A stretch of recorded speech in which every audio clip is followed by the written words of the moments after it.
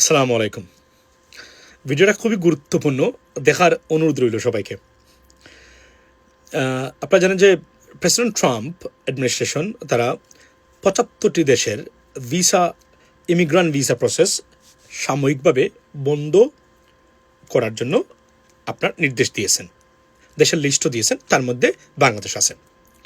এটা নিয়ে পত্রিকার হেডলাইন, বাংলাদেশি পত্রিকা, বিভিন্ন মিডিয়ার খুবই কনফিউশনাল, মানুষের মধ্যে বিভ্রান্তি সৃষ্টি করেছে। অনেকে বলছে চিরদিনের জন্য বন্ধ হয়ে গেল কিনা। আমি একটু আমার জানার থেকে বা যতটুকু হয়েছে সেখান থেকে বলি।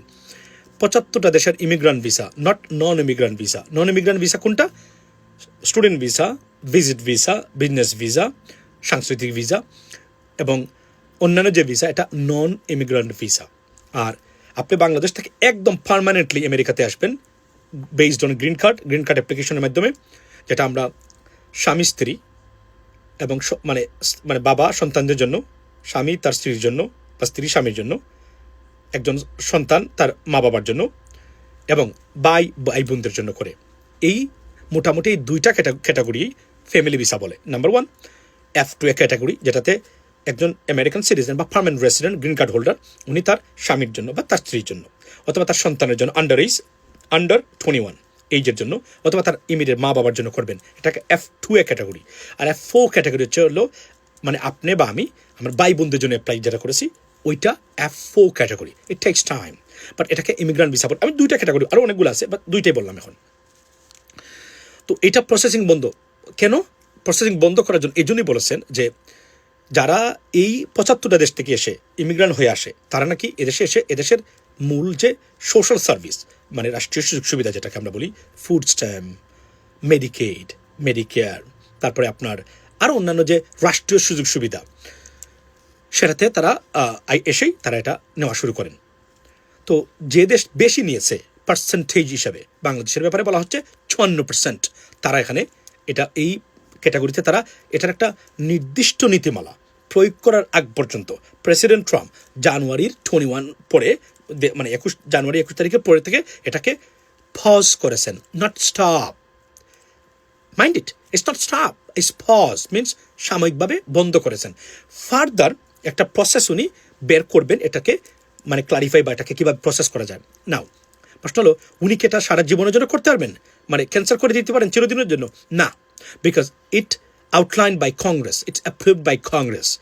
এটা প্রেসিডেন্ট তার এক্সিকিউটিভ অর্ডার দিয়ে এটা বাতিল করতে পারবেন না। এটা কংগ্রেস অনুমোদিত একটা ল, সুতরাং এটা কংগ্রেসে এটাকে বাতিল করতে হবে। প্রথম কথা হলো অতটুকু।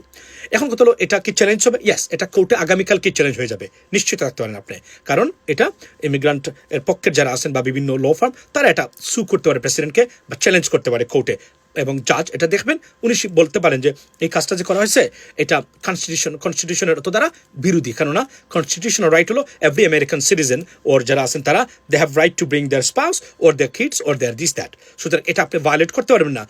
এখন হঠাৎ করে যদি করতে হয়, তাহলে আপনি এই সময় দিয়ে এভাবে করতে হবে, কিন্তু আপনি আপাতত এটা করতে পারবেন না। কেননা এটা বলতে পারেন, অথবা বলতে পারেন, জাজ বলতে পারেন, ঠিক আছে আপনি তাড়াতাড়ি একটা জিনিস বের করে দেন, তাড়াতাড়ি আমাদেরকে দেখান আপনি কী আনছেন, তাহলে এটা এই সময়ের ভিত্তিতে আপনাকে আনতে হবে, এটা বলতে পারেন জাজ।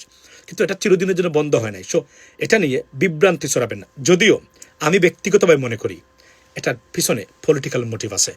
মোটিভটা আমার ইউটিউব চ্যানেল ইউএস বাংলাতে একটু আগে বলেছি, সম্পূর্ণ লাইভ দেখবেন, লাস্ট 20 মিনিট দেখলে এটা নিয়ে আমি আলোচনা করেছি কী কারণ থাকতে পারে, বাংলাদেশের মতো দেশ এটা কেন অন্তর্ভুক্ত হলো, এটার কারণও আমি এখানে বলেছি।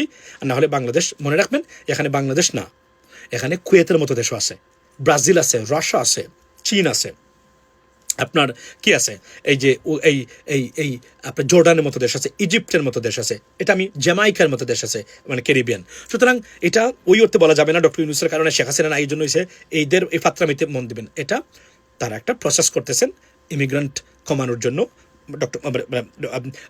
প্রেসিডেন্ট ট্রাম্প সিদ্ধান্ত নিয়েছেন এটা উনি করবেন, এই কারণে। সো এটা নিয়ে বিভ্রান্ত হবে না, এটা একটা প্রসেস আসতে হবে। তবে এটা যে একটা প্রবলেম ক্রিয়েট করতে পারে যদি এটা পাবলিক চার্জটা এভাবে নিয়ে আসেন, তাহলে সবাই কোনো না কোনোভাবে সুবিধা নেয়, দেখা গেলো আত্মীয়স্বজন আনতে অনেক দিন লাগবে। তবে এটা চিরস্থায়ীভাবে এটা টিকবে না, পরবর্তী সরকার যদি আসে সেটা আবার রিভার্স করে দিতে পারে। That's what it is, ladies and gentleman, be blessed. তবে বলে রাখি, যাওয়ার আগে ইমিগ্রান্টদের যারা পার্টিকুলারলি কাগজপত্রহীন ইমিগ্রান্ট বা এই ধরনের, it's not a good time for them, it's a bad time going on.